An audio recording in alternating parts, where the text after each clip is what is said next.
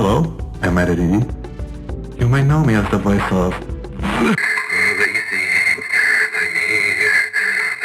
Did you get my kiss, Lacey? Did you like it? I'm here. Open the door, my darling. Open the door. Open the fucking door!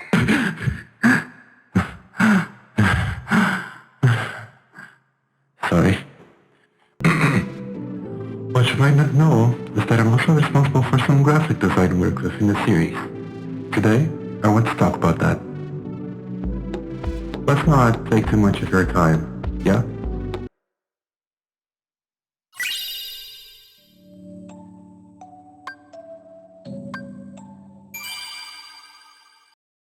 My initial contributions to Lacey's visuals were through the Steam release. First of all, this little thing. You see, making vintage-looking digital interfaces has become one of my, one could say, specialties.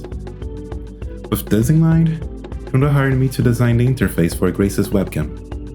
My main inspirations were this prototype sent to me by Tundra, and, of course, Windows XP. It fits Lacey's Flash game's atmosphere really well, not only because of the late 2000s setting, but also because of its plastic-like opacity. In essence, it looks like a toy. Looking more fun than Windows 98, but not as glossy and professional as Windows Vista, it hits the sweet spot. Inspired by this, I tried to make an interface that screamed digital golden age. Beveled edges, fun icons, tasteful but rather liberal use of color, it all led into this design. I will be honest, this slightly different but still discarded version is my favorite, just because the way the green icon contrasts with Lacey's usual pink. It looks nice, but oh well, details. Also, fun fact, this upper menu bar is referencing a certain Flash games archive you might know. My most popular work within the game, though, is definitely the logo. It's an adaptation of this sketch by Tundra. I'll be honest, I do really like the original, but I also see why they tasked me with redesigning it. My main goal was to make it look more professional by applying some common design principles. First, I wanted to call attention to the contrast already present between Lacey's and Flash games, by softening the first edges while highlighting them in the second. The word Lacey's was done by hand, over Tundra's handwriting. For Flash games I used... Shit, I can't remember the font.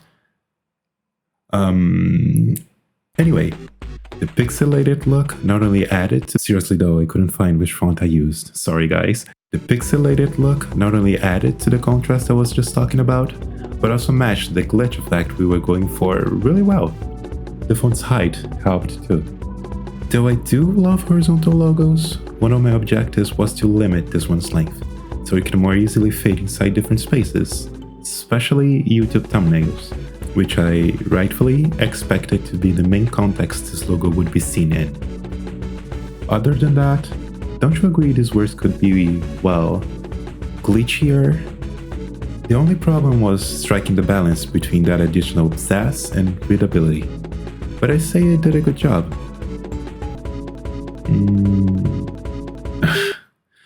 Okay, can I be honest for a second?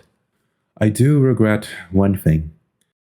My main inspirations for this logo were popular indie games I saw on Steam and itch.io. That makes sense, doesn't it?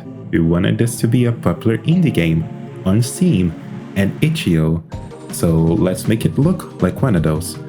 But although I do like the final result, it could be cooler, couldn't it? More unique. It could have more of a vibe to it, right? It could be...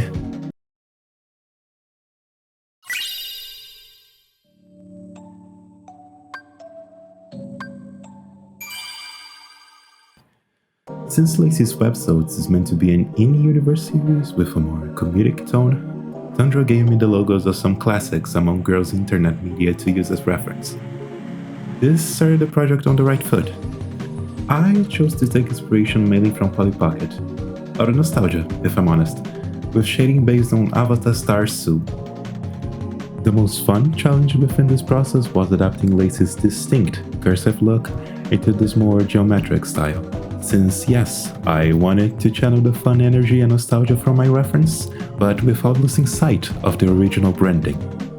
I started with this sketch, which I cleaned up on Illustrator to get to the result you're familiar with. Other than a custom font for Lacey's, I use Conforta for the word websodes. I'm really happy with how it fits alongside the sharper, cleaner, but still period-accurate style the websodes call for. It all feels like it came straight off my childhood memories, playing through an FOV file hosted on the coolest looking website and all.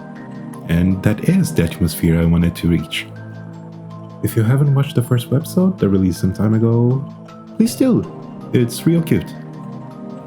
Also, Shockwave Animation, I'm a big fan. It makes me really happy to see the logo I created on your banner. God bless.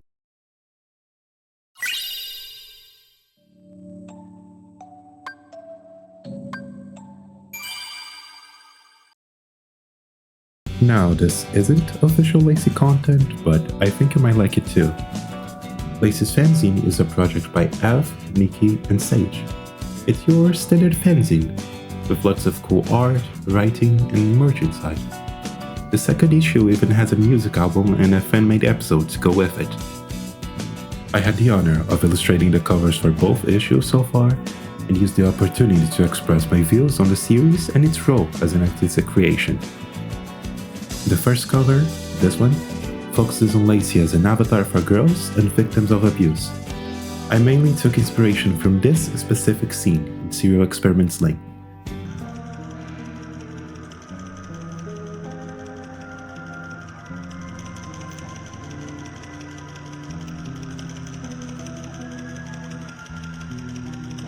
What? みんな君さ。君はワイヤードにずっと存在していたって言っただろう。君は僕と同じさ。ワイヤードに偏在している。だからどんなところにも誰のところにも常に君はそばにいたんだ。他人が人に見られたくないことも見つめていた。それを君は人に伝えただけ。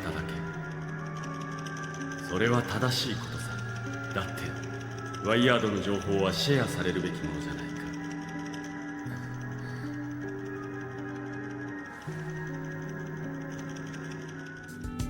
I like how the protagonist's face is spread out across the crowd. She is an omnipresent force, guided to share people's minds and secrets. Through this cover, I aim to place Lacey in the same status. After all, Rocio, and by extension, Tundra, use the character to call attention to not only the abuse and trauma hidden inside the lives of many people, but also the underlying systems that allow that abuse to happen. The perverse little bizarre lies that we pass off as truth, if you will. I also wanted to reference the way in which fans distort the series and its characters in their own image. Inherently, through fan art, we create puppets of Lacey, which we use to talk about our own perspectives, our own secrets. These are replicas. Replicas created as an expression of love, yes, but still distinct from the original. It is a somewhat violent process, since it transforms the image of Lacey's Flash games into one that clashes with the original creation and the intentions behind it. But still, it is love, and I wouldn't take part in the creation of a fanzine if I didn't see it as beautiful. For the second issue, I wanted to take advantage of the newer content released for the series, which further fleshed out Lacey as a character, not just a symbol.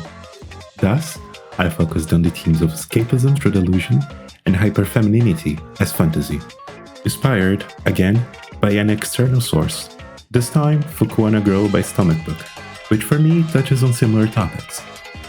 Lacey indulges in the patriarchal image of what a girl is meant to be, even though the same patriarchy is also the source of her abuse and suffering. Well, of course she does. These little objects of affection, makeup, dressing up, they're not bad in of themselves. The problem is that her world is compressed into one where her options for leisure and relief are limited only to what's girly, to the point she can see happiness existing in any other form, and, most importantly, to the point of engaging in patriarchal violence herself. She understands what's wrong, but has no tools to solve her issue, only to cope with it.